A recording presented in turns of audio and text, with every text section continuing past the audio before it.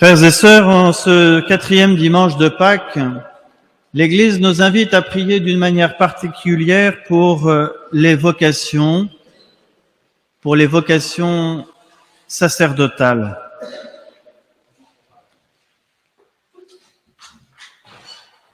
Prier aujourd'hui pour les vocations sacerdotales, c'est non seulement prier pour que le Seigneur continue d'appeler des hommes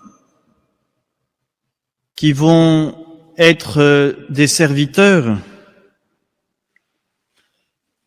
mais c'est prier peut-être davantage pour que ceux qui l'appellent puissent entendre sa voix, et qu'entendant sa voix, ils puissent répondre à son appel.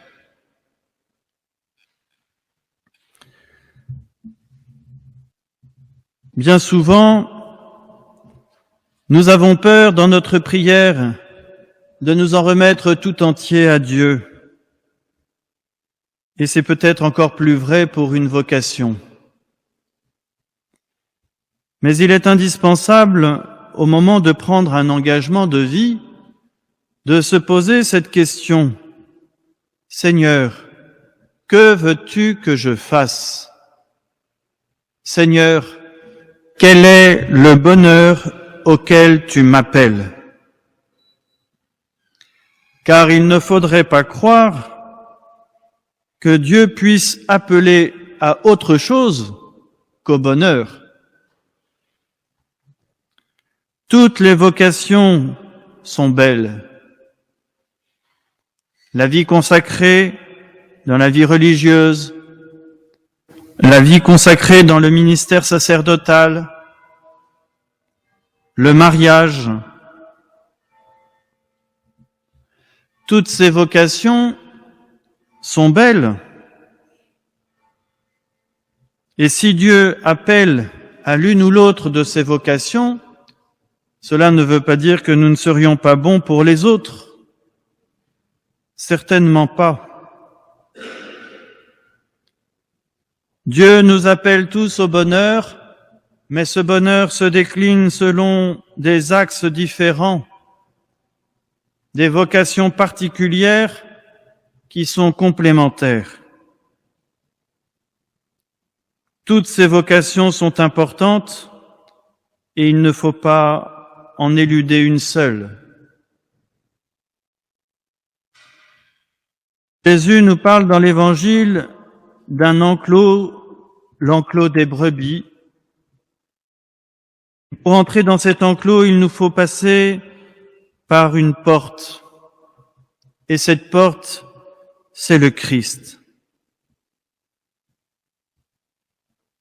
Jésus se présente à la fois comme la porte et le berger. Comment pouvons-nous comprendre cette image qu'il emprunte?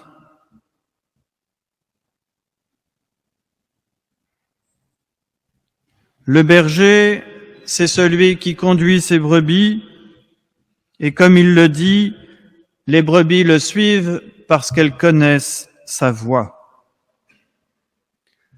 La connaissance du Christ ne passe pas simplement, frères et sœurs, par une connaissance intellectuelle, elle passe par une connaissance du cœur. C'est-à-dire qu'il nous faut vivre ce cœur à cœur avec lui dans la prière, dans la vie sacramentelle et dans la charité. Cette connaissance du Christ est indispensable pour pouvoir suivre ce berger, ce bon pasteur. Les apôtres que le Seigneur s'est choisis pour être, d'une certaine manière, comme ses plus proches collaborateurs, ces apôtres ont pour mission non pas de s'annoncer eux-mêmes, mais d'annoncer le Christ. Les prêtres, les évêques, tous ces ministres ordonnés n'ont pour seule mission que de tourner les brebis vers le seul et unique pasteur, le Seigneur Jésus. Car c'est lui, le berger, c'est lui qui nous fait entrer dans l'enclos des brebis. Mais pour entrer, nous dit-il, il faut passer par cette porte qu'il est, lui, le Christ. Nul ne peut entrer dans le royaume des cieux sans offrir sa vie tout entière au Christ, dans la confiance de son amour.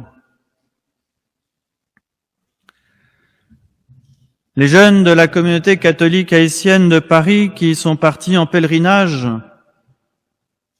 à Ars, en ce dimanche des vocations, nous invitent donc, frères et sœurs, à nous mettre à l'écoute humble et véritable du Christ. Nous mettre à l'écoute de sa parole pour que nous puissions entendre sa voix et qu'en l'entendant, nous puissions le suivre.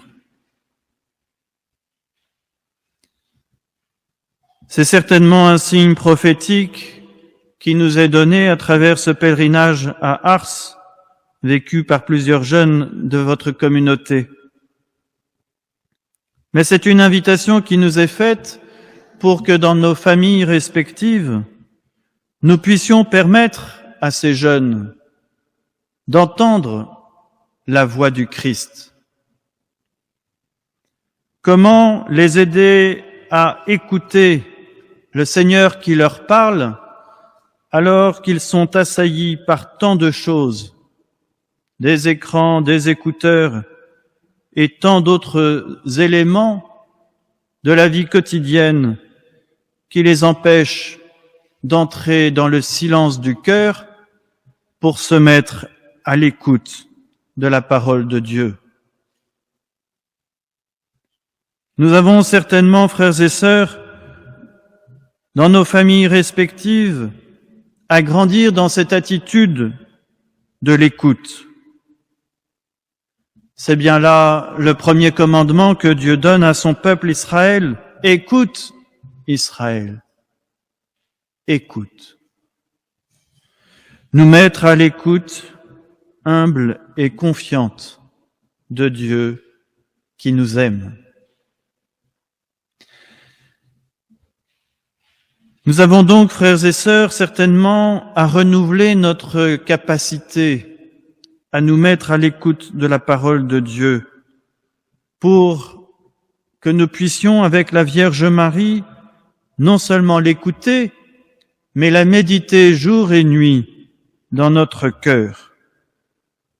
Que cette parole de Dieu forme notre cœur à aimer comme lui nous aime. Que cette parole de Dieu transforme notre existence pour que nous puissions nous détacher de tout ce qui nous environne et entendre la voix de celui qui vient nous sauver.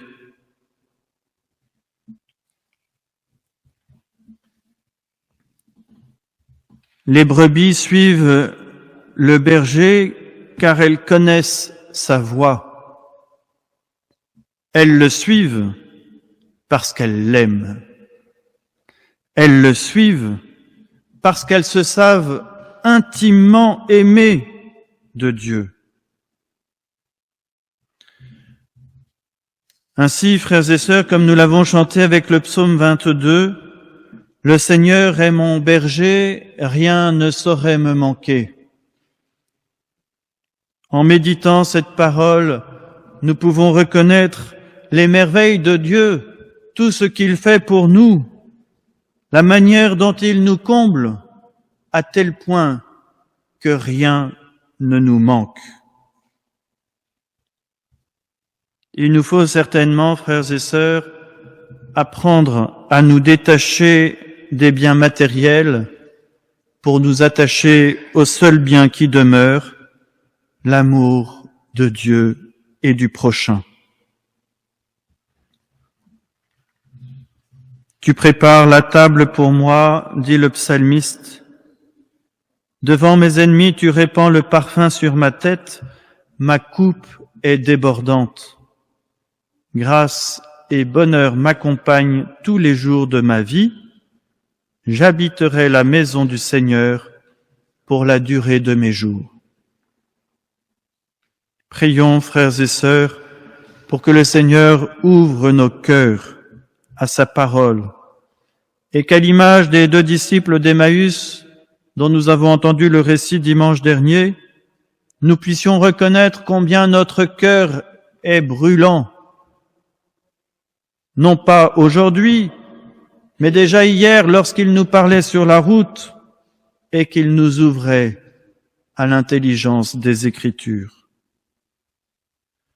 Demandons au Seigneur qu'il permette à nos jeunes de découvrir cette joie afin de suivre le bon pasteur et de répondre à son appel.